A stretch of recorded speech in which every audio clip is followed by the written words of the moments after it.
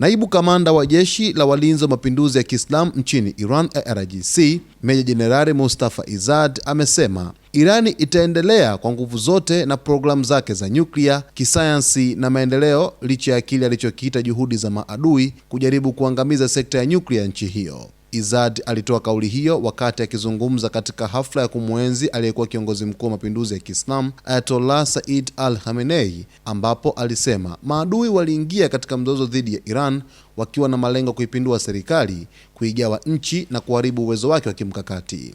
Kwa mujibu wa Izzad, pamoja na juhudi hizo, Irani imeweza kuzuia malengo hayo na kuendelea kulinda taasisi zake muhimu ikiwemo sekta ya nyuklia.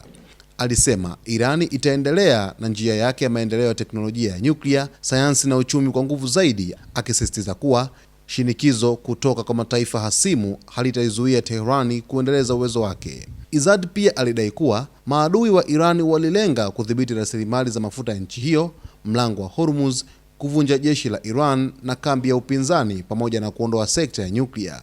Hata hivyo, alisema Irani imeweza kuvuka changamoto hizo kwa kutegemea Mungu na chini ya uongozi wa viongozi wake.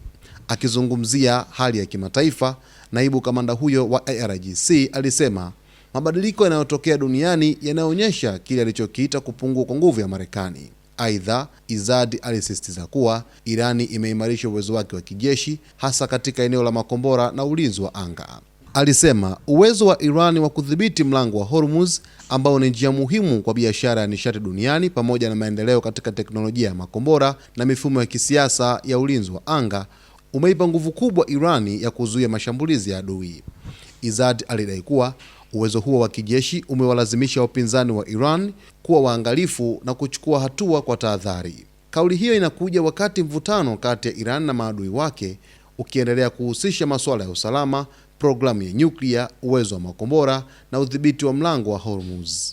Kauli ambayo ameizungumza huyu naibu kamanda wa jeshi la IRGC, Meja Jenerali Mustafa Izzad, inaonyesha wazi kwamba Irani sasa haitadhibitiwa tena kwenye mpango wake wa nyuklia na itaendeleza programu yake kama kawaida, kwa sababu kuna tishio ambalo linatoka upande wa Marekani kwa Rais Donald Trump kwamba huenda akatumia silaha za nyuklia kufanya mashambulizi huko nchini Irani wakati wowote, kufuatia siku 60 za ceasefire kumalizika hapo jana tarehe 17 mwezi wa 8. Basi kwa taarifa zaidi ni kuombe uendelee kuwa nasi wakati wote kwa kusubscribe channel yetu, kulike, kucomment pamoja na kushare.